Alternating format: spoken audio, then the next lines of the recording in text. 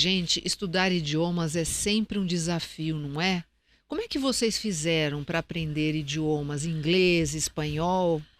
Eu frequentei várias escolas, mas várias. Aí frequentava uma que era um método, outra que era outro método, até conseguir ter proficiência. Realmente foi bem complicado, né?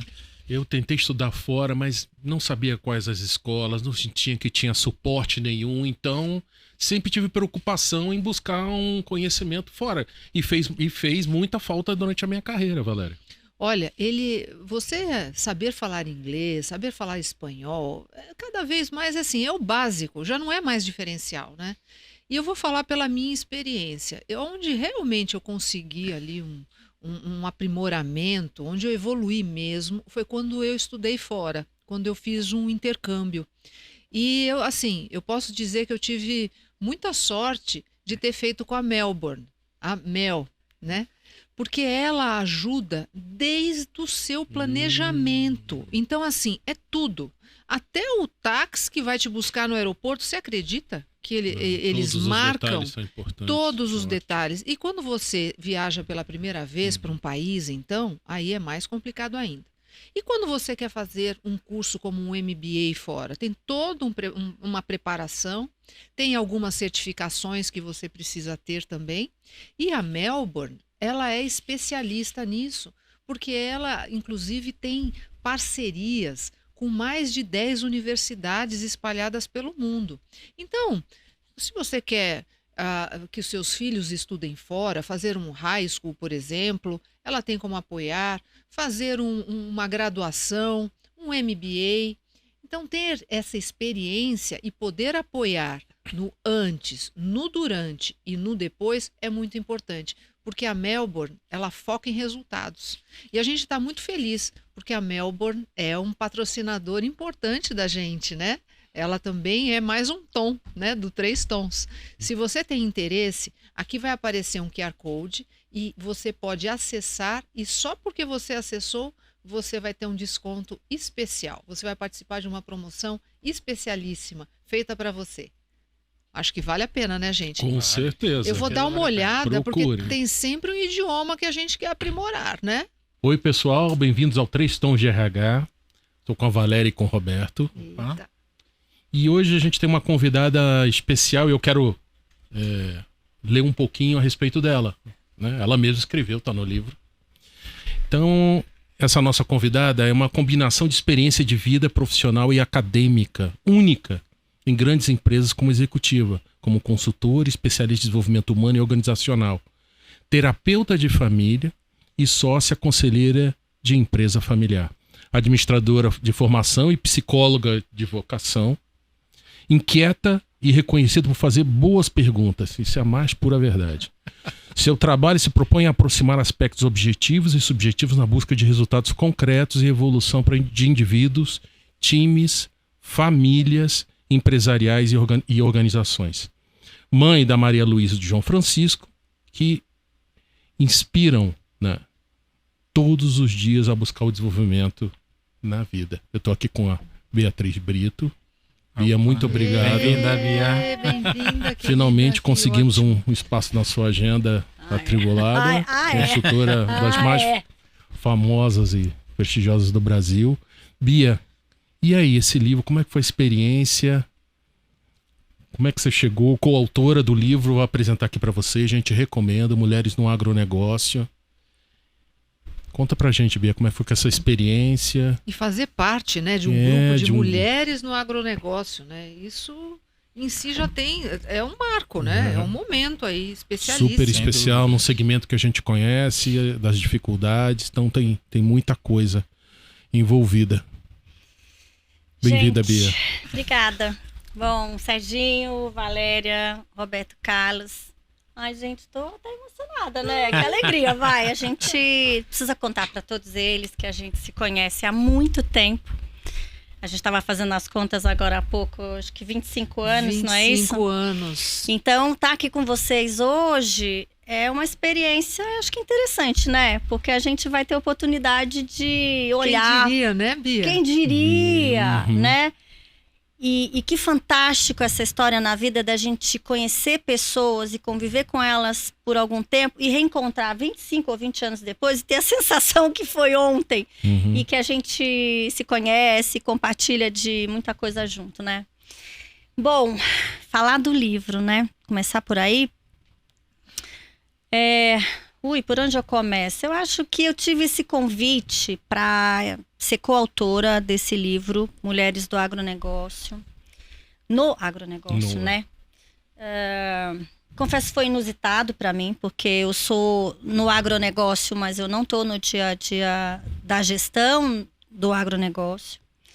Eu sou uma sul-mato-grossense paulistana, então contar para as pessoas que talvez nem soubessem, né? Que eu nasci em Campo Grande, que eu venho de uma família empresária, que eu sou a 5ª geração de uma família que migrou do sul de Minas Gerais em 1870 e foi colonizar o então estado de Mato Grosso. Eu nasci, ainda era só Mato Grosso, não façam as contas, por favor. E nasci com o pé dentro do que nem chamava agronegócio, hein, gente? Chamava roça. Tá? Era roça, fazenda, roça, etc. Então isso fez sempre muito parte da minha vida. Mesmo eu saindo muito nova de lá, aos 17 anos, e ter ido, como a gente diz lá, cuidar da vida, né? Porque eu fui educada para tocar a vida. Não era para depender de empresa familiar, nem de nada disso. E foi onde a gente se conheceu, quando eu fui tocar a vida e trabalhar, né, onde a gente trabalhou juntos. E aí veio esse convite que era uma coisa meio autobiográfica, etc. E eu acho que combinou com um momento da minha vida que eu estava pronta e talvez mais organizada para colocar essa história para fora e para poder, em especial, dar novos significados para essa história. Então, é muito potente a gente poder se ouvir. E quando a gente escreve, eu acho que a gente, né, na pontinha do lápis lá, ou na tecla do computador, a gente vai fazendo registros. E isso vai É uma experiência de autoconhecimento, você achou? Total. É uma viagem, é uma experiência de autoconhecimento, é recontar, é vir numa linha da vida, sem dúvida. É uma prática, inclusive, que eu uso como metodologia do meu próprio trabalho hoje, né? Que é ajudar as pessoas a recontarem as suas próprias histórias. Então foi assim, foi um convite que eu aceitei e acho que foi um prazer estar com essas mulheres todas aí, que tem uma representatividade grande no setor, no Brasil. Acho que é isso. Bia, assim, eu confesso para você que quando eu vejo, né, um livro, Mulheres no Agronegócio, eu sinto muito orgulho de ser mulher, né? Porque, assim, a gente nota uma franca evolução, né? Na relevância, na participação ou no reconhecimento da participação das mulheres nos negócios, né? E o agronegócio tem aí uma característica, aí, né? Um passado muito mais masculino, ou pelo menos de reconhecimento mais masculino. Me fala um pouco do momento das mulheres no agronegócio. Como é que você vê a participação feminina? Tá. Acho que 2 pontos. O primeiro, eu acho que esse é um movimento das mulheres de um modo geral, globalmente. Eu acho que a gente é só um espectro que está dentro do agronegócio. O agronegócio brasileiro, nos últimos 40 anos, vem vivendo uma revolução atrás da outra, né? Chamam Revolução Agro 4.0, Revolução Verde, enfim. O Brasil, em especial algumas instituições, desenvolveram muita tecnologia para o que a gente chama da nossa agricultura tropical, em especial a nossa agricultura tropical, que fez com que aquele paradigma de que para estar à frente do negócio, um negócio agro, que a priori tinha, assim, requeria um pouco mais de força física ou uma atuação mais, né, ali já não se faz tanto necessário. Né? Então tem 2 coisas. Uma, a tecnologia, que eu acho que hoje está aí instalada e que, né? E 2, o próprio segmento ele está vivendo uma evolução profissional. Eu diria que dos segmentos do país, o agro ele ainda estava lá atrás na perspectiva de gestão, governança, ele estava indo um pouquinho mais para trás. Agora não. Agora a gente pegou um ritmo. E aí, para ser gestor, né, Valéria? Não importa. Gênero não importa. Agora, eu acho importante, assim, é um livro de mulheres no agronegócio, mas o mundo é feito de homens e mulheres, né? E eu acho que a complementariedade que dá, assim, né? Então, mas eu queria te fazer uma pergunta, assim, claro que ao longo do tempo, né, o agronegócio foi refratário, né, a ter mulheres atuando, né, em liderança, né? O que você percebe hoje, né, na atuação das mulheres, quando a gente vê, por exemplo, uma característica de ser mais agregadora, com uma intuição, com uma visão mais ampla das coisas, como é que você percebe a atuação das mulheres em relação a isso? Porque quando a gente vê o agronegócio, a necessidade de pelo menos uma preocupação maior com o meio ambiente, né, uma conexão maior, né, do agronegócio com o meio ambiente. Né? Você acha que o fato de terem mulheres com essa visão, isso ajuda também a perceber essas nuances, né? Da diferença de evolução, né, do agronegócio anteriormente para agora? Você percebe isso? Você está falando das competências do feminino e das competências do masculino, né? Que às vezes casa de ter mulheres com competências do feminino e ter mulheres e homens com competência do masculino. Mas a gente também vê isso de uma forma diferente, ou seja, homens com muitas competências do feminino e vice-versa. Eu acho que... confesso que eu não tinha pensado muito na sua pergunta, vou pensar junto com você agora.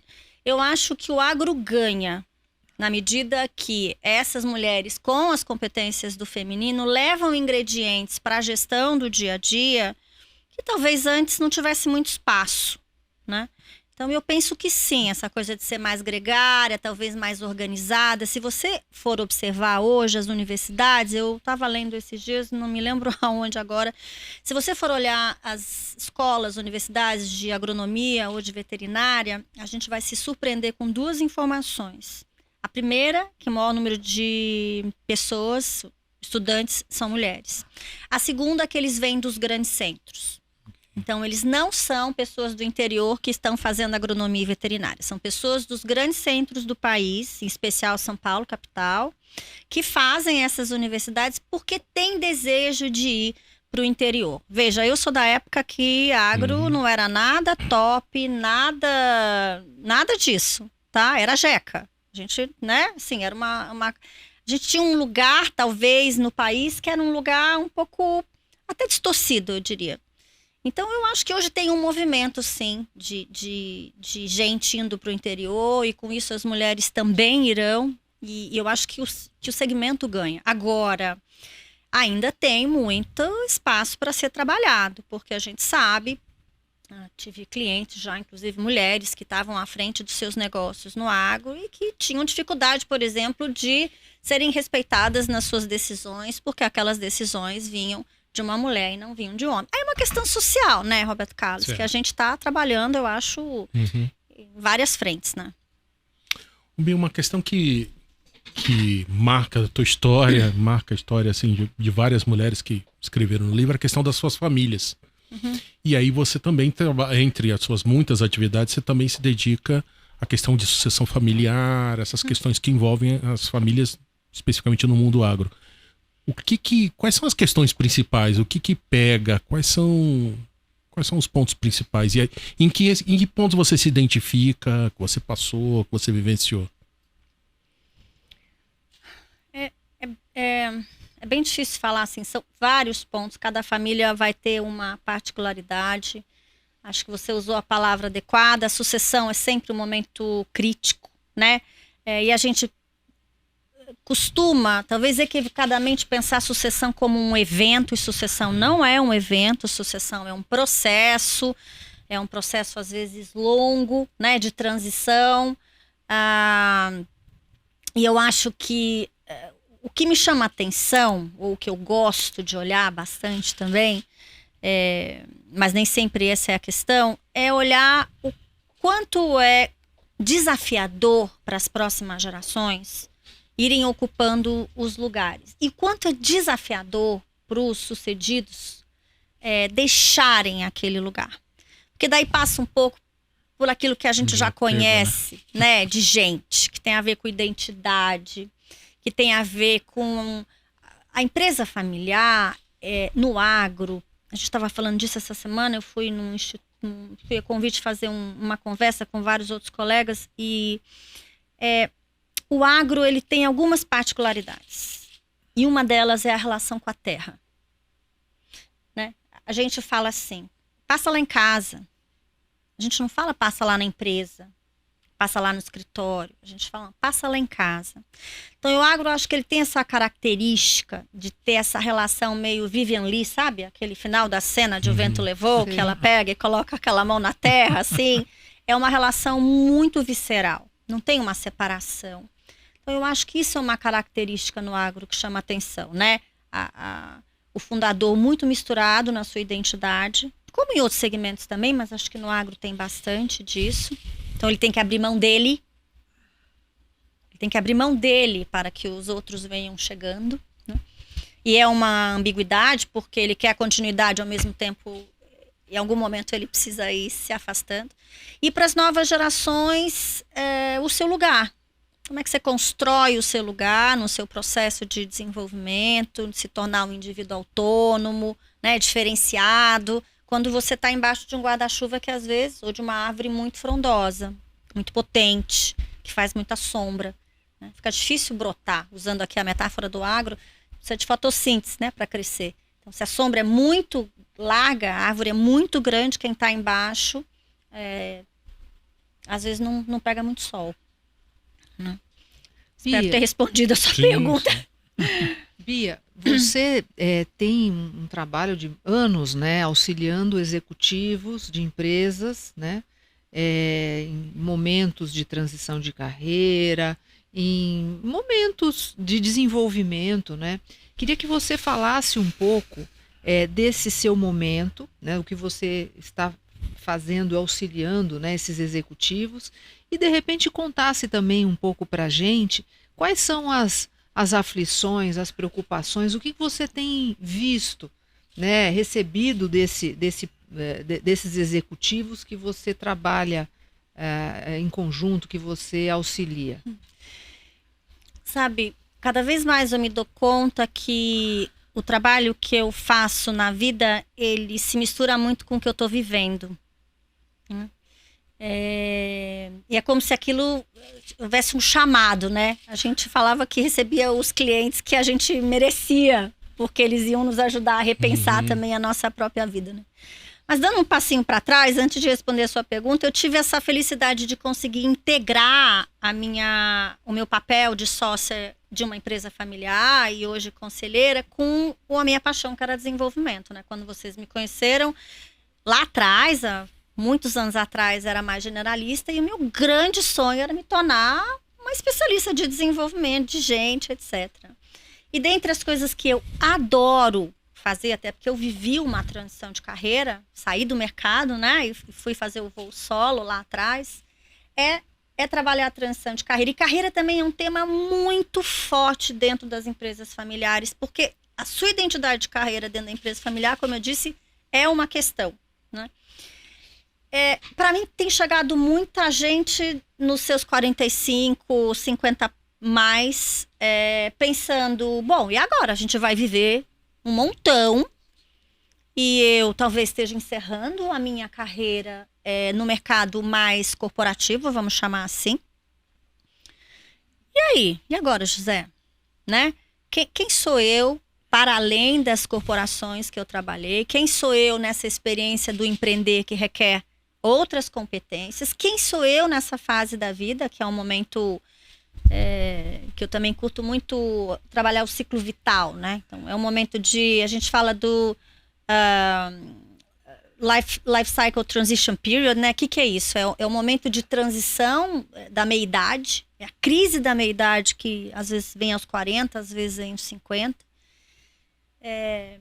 Então é tudo isso junto, né? Que é uma pergunta que eu também tenho me feito muitas vezes, que tá bom, e qual é o meu projeto agora, né?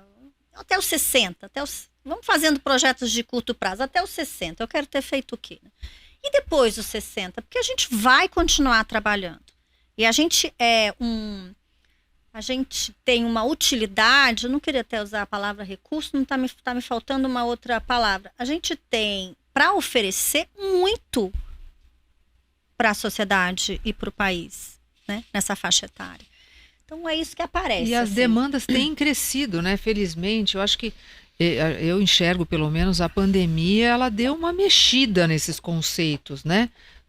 Agora não serve mais, porque já atingiu uma determinada idade, um determinado cargo, agora tem que sair. Muitas pessoas, muitos profissionais foram chamados novamente, às vezes até para ocupar posições que já haviam deixado para trás, né, nas organizações. Como é que você vê esse movimento, assim, quando você olha as organizações chamando o pessoal de volta? Para mim parece assim, na verdade, é um reconhecimento do quanto as pessoas, os executivos, ainda têm para oferecer, que é um pouco do que você está falando, né? Eu penso que sim. Ao mesmo tempo, eu penso que a gente tem um desafio enorme de trazer aí modernidade e tradição ao mesmo tempo, de estar atualizado, de se trabalhar constantemente. Eu acho que aqueles que talvez acharam, né, deixaram um pouquinho passar, talvez sejam correndo atrás. E do nosso começo de carreira para hoje, gente, as coisas mudaram muito. A gente tinha um planinho ali, 1, 2, 3, né? Não era assim? Vocês que trabalham com estruturas, né? Montaram estruturas organizacionais, planos de carreira, etc. Vocês sabem que hoje é diferente. Então eu vejo com bons olhos, mas eu acho que fica o recado para quem está nessa idade, pensar o que eles querem ser e não fazer só. Porque muita gente vem com essa, o que eu vou fazer, o que eu vou fazer? Não, mas o que você quer ser? O que você quer experimentar? Porque a gente vai ter 2, 3, 4 carreiras ao longo da vida.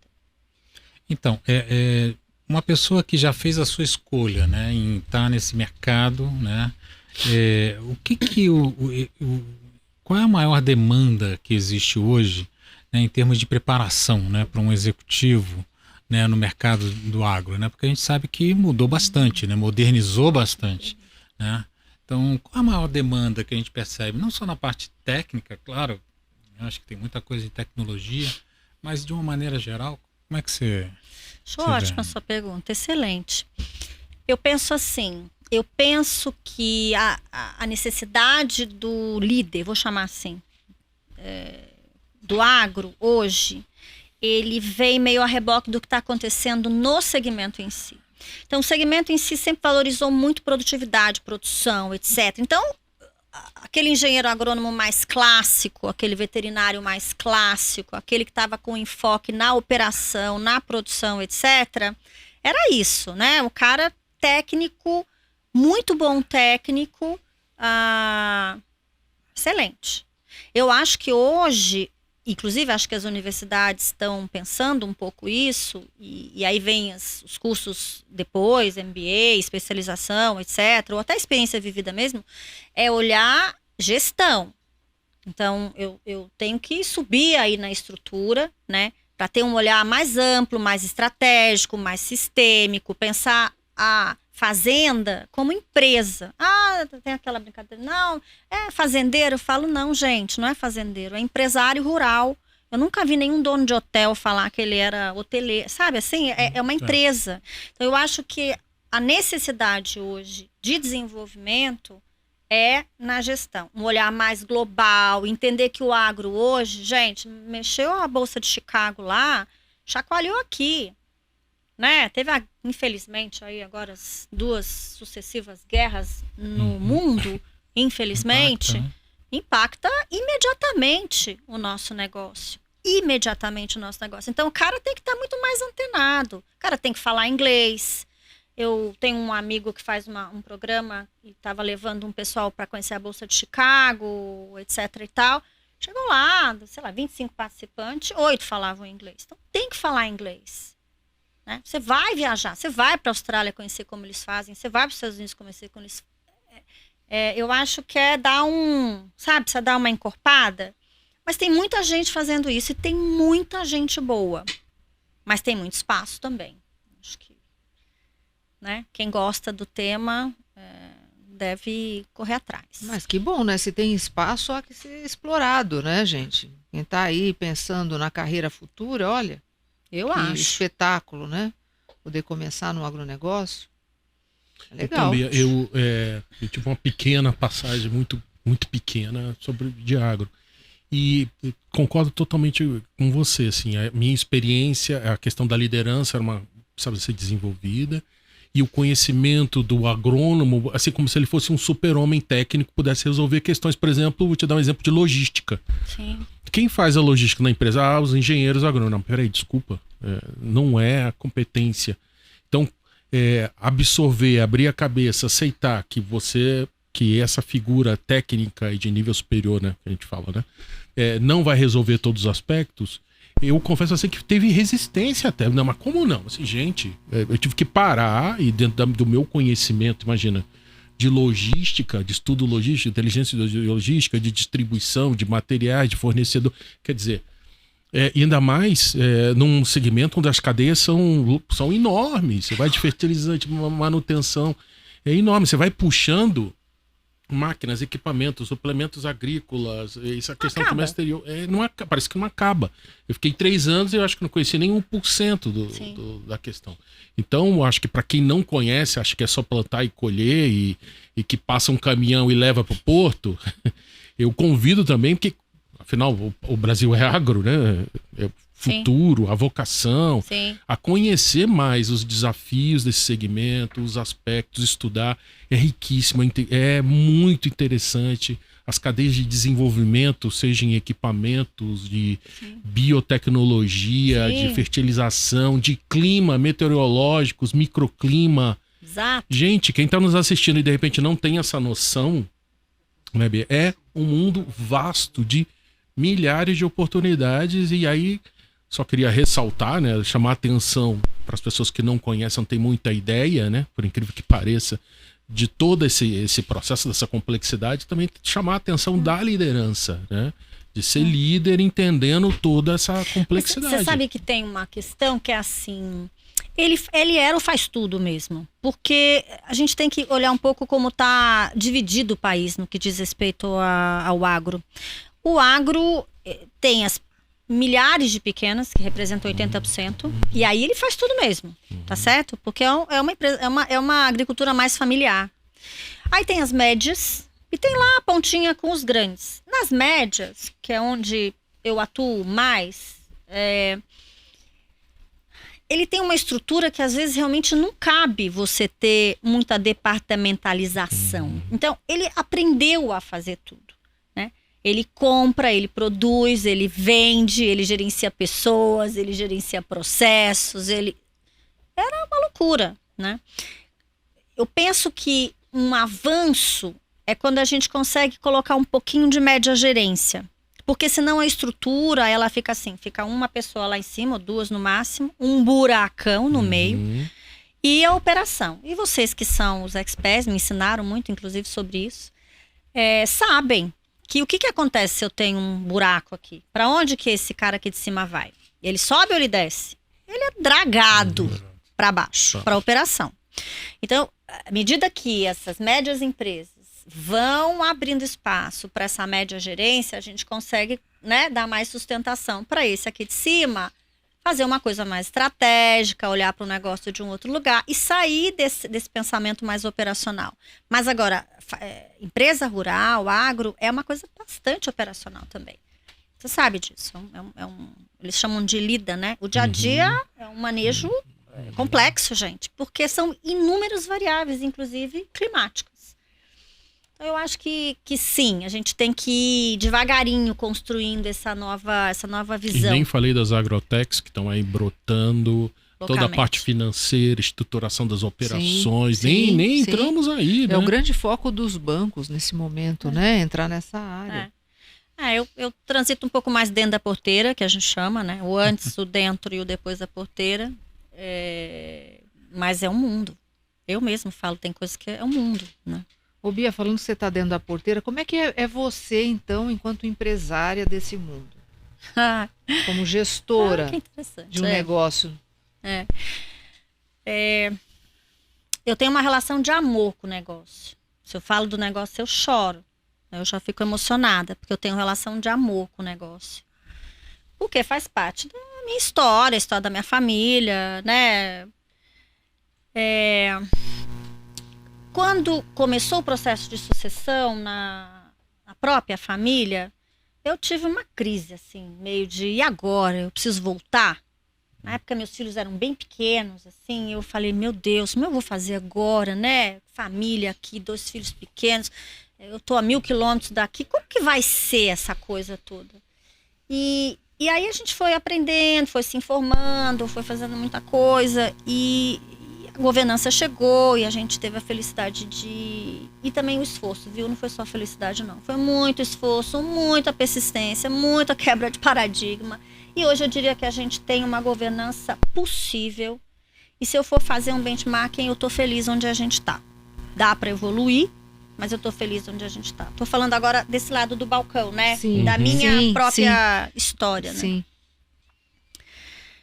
Eu tô no conselho, é um conselho de sócios, de uma média empresa. Eu que sou muito focada em gente, adoro olhar resultado e número, e gosto muito de contabilidade, e gosto muito dessa coisa de ter essa visão mais geral e sistêmica. A gente tem um conselheiro independente, então para mim é um desafio, porque eu tenho que conciliar a minha própria carreira aqui com esse papel de sócia e conselheira. Às vezes eu acho que eu ajudei bastante nesse começo.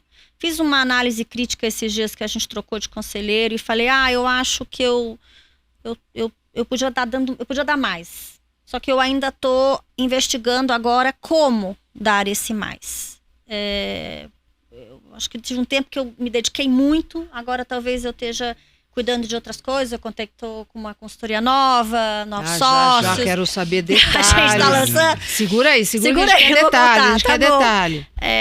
Então, eu sou assim, eu gosto de macro, eu sou uma visão mais macro, Valéria. Eu tenho alguma competência técnica, mas não muita. Mas eu diria que eu tenho uma boa visão macro, assim, das coisas, né? A gente tem que ir pra cá, sabe? E você não tem vontade de entrar no operacional, quer dizer, porque isso Eu às não sou vezes boa nesse é uma operacional. questão, né, para o dono, né, de uma empresa. Às vezes ele quer saber ali quem que é a pessoa que está fazendo determinada coisa. Você não entra nesse Como mérito. a gente é médio e a gente vai em loco, eu falo que eu gosto de lá cheirar. Que diz que é nose in, hands on, hands off, né? Ah, Então, tá, assim, ok. nose in, hands off. Então, eu vou lá meio... Às vezes eu boto a mãozinha aqui, vai pra cá um pouquinho e tal. Porque empresa familiar, assim, Mas é menos. zero. Mas deixa, Zero. Assim, hoje tem um executivo, que é meu irmão, que está à frente do negócio. A gente tem reunião de conselho. Claro que a gente funciona agilmente quando precisa, né? O WhatsApp grita e todo mundo se reúne rapidamente para uma decisão mais urgente. Mas eu, no dia a dia... Inclusive, um respeito. Eu não entro na empresa e eu bypasso. Eu vou conversar com tal pessoa, vou andar por ali, vou por aqui. Não é meu papel. Inclusive, assim, para a governança funcionar legal, né? Essas fronteiras, Tem que ser muito onde bem é definido. o seu quadrado, né? Então, assim, eu procuro fazer bem o meu e não entrar no outro. então, mas teve alguma coisa inusitada, algum aprendizado que você não esperava, a despeito da tua experiência, né, nesse setor, né? Que você teve que adquirir, ou teve que trabalhar, né, para exatamente atuar como você está atuando hoje? Teve alguma coisa nova que você não esperava, né? Assim, embora você tenha uma experiência grande, né, no agro. Eu acho que eu não sei nada ainda. Não, é muita coisa, nada é muito. Eu acho que eu sei um pouco, mas eu acho que o agro hoje anda a galope e acho que a gente está correndo atrás, tá? Eu tenho a sorte de ter gestores e sócios com alta competência técnica, então essa parte eu não... né? O meu maior aporte é levar o que eu vivo aqui, que está assim atualizado, então eu acho que eu faço muito essa ponte, né? Eu levei governança, mas também eles trouxeram outras coisas. Eu acho que é um bom combinado. De aprendizado, tua pergunta também é muito boa. Estou aqui... Eu acho que eu revivei a questão de resultado, balanço financeira, tá? Eu acho que eu aprendi muito sobre gestão financeira no agro. Estou aprendendo. que é uma dinâmica completamente diferente de você analisar um resultado, sei lá, onde a gente trabalhou, de um banco, de uma indústria, etc. Então, isso, inclusive, me fascinou. Eu estudei, fui fazer curso disso, fiquei encantada com o que eu aprendi, mas ainda acho que tem muito chão. Tá? Legal. Bom. E os projetos futuros? Já teve... Deu um spoiler, mas agora sim, fale dos projetos. Porque tem muita coisa acontecendo, Conta né? aí, devagarinho, é um a um. Porque às vezes quando pergunta pra ela, ela vai... Você, porra. Muito rápido? Conta pra gente. Não, tá conta, tudo não, bem. não. Você fala rápido, mas explica pra gente quais são os projetos, o que tá acontecendo, o que tá no horizonte. Ó, eu vou pegar a pergunta da Valéria e vou contar do projeto. Como os meus clientes, eu também pensei, bom, gente, aí, né? O que eu vou fazer até os 60? Né? Qual é o plano até os 60? Eu podia continuar com a consultoria. Tem milhares de anos. Nossa! Tem muitos anos Nossa, aí, sim, nossa. temos. A próxima década. É. Não, enfim. Eu fiz essa pergunta para mim, né? Eu falei, ué, mas podia continuar. Tenho lá o meu papel de sócia conselheira. Acho que tem um ingrediente importante do ciclo vital, que é aquelas crianças pequenas, a Maria Luísa e o João Francisco que eu falo aí, meus filhos crescendo, já no meu papel de mãe entrando num outro lugar, né? A gente estava falando disso antes. Eu com a consultoria própria. Eu falei, eu queria mais troca, eu queria ampliar. Na real, eu acho que eu me senti pronta para dar um outro passo, tá? Falei, gente, eu acho que eu tô pronta para dar um outro passo. E aí sempre recebi o convite da mesma pessoa. Pô, vem aqui, vamos fazer sociedade, a gente trabalha bem junto, vamos. Não, agora não, mas não dou conta.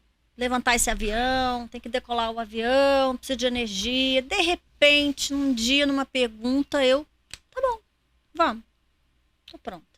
Então, são 6 sócios, pessoal das antigas aí do nosso universo de desenvolvimento, gestão de pessoas, que reúnem competências complementares e diversas e que alinham, né, e se encontram no propósito de impulsionar a transformação de gente, impulsionar a transformação de famílias, impulsionar a transformação de empresas, né? Então, foi criada a G3, que vai para o mercado, já está no mercado, na verdade, porque a gente já tinha as nossas próprias consultorias e a gente está operando já, mas assim, toda a parte mais, vamos dizer, formal está saindo do forno. A gente está trabalhando forte para ver se consegue terminar até o final do ano. Se não der, a gente vai lançar em janeiro. Gente, gestão e governança. Legal. Filho novo, né?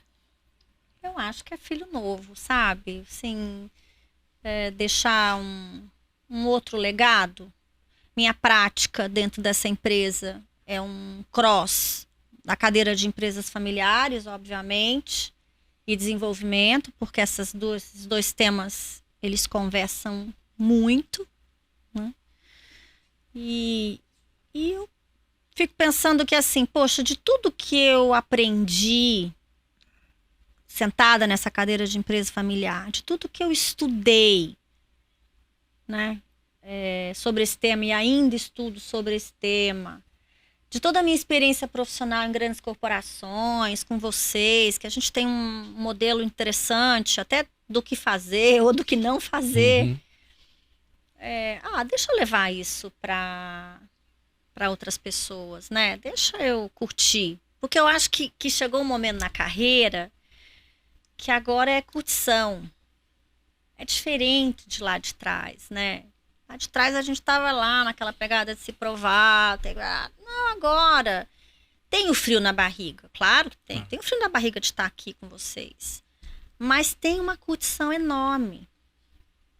de fazer o trabalho, de ver aquilo acontecer, de deixar aquele, sabe, assim, né, contribuir para o desenvolvimento do outro, daquela família. É muito legal, né, gente? Falei mais devagarzinho, Sérgio. Muito bom, muito bom, muito bom. Falei mais devagarzinho. Não tem dúvida. E você já falou de alguns diferenciais, né, que essa empresa vai trazer para o mercado, né? O que é que você enxerga de outros diferenciais? Então tem uma experiência imensa, se é o pessoal, né, raiz e tal, e a gente sente muita falta, eu acho que de profissionais que sejam realmente preparados, seja de forma acadêmica ou pela vida também, né, pela experiência profissional. O que é que você vê como um aporte realmente diferenciado para as organizações? Tem algum segmento que vocês pretendem atuar de maneira mais forte, tamanho de organização ou não? Não, a gente não tem um segmento, a gente atua em grandes corporações já e em médias. Eu acho que o nosso diferencial é isso, muita estrada rodada, ao mesmo tempo um pessoal que está se esforçando e está updated, está correndo atrás, trazendo coisas novas, se trabalhando em especial, né? O que a gente quer que aconteça, que a gente já percebe acontecer, é que assim, o cliente chegue e encontre em um lugar pessoas que possam lhe ajudar e que elas estejam à frente do trabalho, né? Então é uma boutique, não vou dizer para você que, assim, é uma boutique, a gente quer estar na linha de frente. O meu trabalho, por exemplo, é um trabalho que, tá bom, claro que a gente tem os nossos consultores, a gente, enfim, mas tem coisas que é a gente que tem que estar lá, entendeu? Eu falo que ferramentas você usa? Às vezes eu respondo a pessoa fica olhando. Como assim? Eu falo, nem sei que ferramenta que é. Não, a gente é a gente que vai trazer outras coisas para vocês, mas não é uma, né? Não é uma ferramenta de prateleira. Eu acho que isso, Valéria, a empresa chega e ela vai encontrar ali, ou na nossa rede de parceiros, aquilo que possa ajudá-lo, né, a trabalhar a sua transformação. Cultura, gestão de pessoas, gestão de desempenho, governança familiar corporativa, trabalhar a família em si, desenvolvimento, liderança, remuneração. Empresa familiar, a remuneração tem um papel super importante. Estruturação de cargos e salários. Então tem uma parte clássica, mas que a gente traz com um olhar mais sistêmico. Que é para a empresa encontrar tudo no mesmo lugar. Ela encontra no mesmo grupo. No mesmo grupo, porque ela não precisa contar para um, depois ela conta para outro, depois ela... Claro, Lembra que a gente... claro. Depois ela conta para Sim. outro. Sim. Não, a gente entra e se dá certo. Uma visão mais completa, né? É uma visão mais integrada, mais Legal. completa. Essa é a Bia, nossa depois proposta. você tem que voltar aqui para contar, né, sobre a G3, lá na frente. Sim, trazer outras das pessoas, né? experiências, A gente pode contar trazer. Vai como é que está ótimo. desenvolvendo, quais são os desafios que vocês estão encontrando no mercado. Sem dúvida, vai ser um prazer. Bom, Bia, a gente vai terminando, muito legal a conversa. Queria mais uma vez, a gente queria recomendar Mulheres no Agronegócio. Não é no agronegócio. Onde a Bia é uma das coautoras, vale a pena a leitura. Bia, muito obrigado. E você que nos acompanhou até aqui, muito obrigado. Nos acompanhe nas redes sociais, a gente está no LinkedIn, nas plataformas de áudio, aqui no YouTube. Aproveite, acompanhe, recomenda esse episódio especial, compartilha com aquela pessoa que você acha que precisa ver, tem um aspecto, tem mensagens importantes, compartilha, guarde, acompanhe nosso canal, se inscreva. Um grande abraço, acompanhe a Bia, a Beatriz Brito também nas redes sociais, muito bom. Um grande abraço para todo mundo, gente. Prazer estar com vocês. Obrigada, Bia. Obrigado, Bia. Posso falar um Pode. recadinho? Já? Pode. Claro. Gente, esses três são três feras. Eu acompanhei o começo. Fera. Uau. Eu acompanhei o começo, a criação do 3 Tons de RH. Então, eu estou muito feliz de estar aqui. Espero voltar aqui. Espero ver vocês voando aí, trazendo toda essa experiência, toda essa competência que tem aqui. Beijo grande. Obrigada. Obrigado, Bia.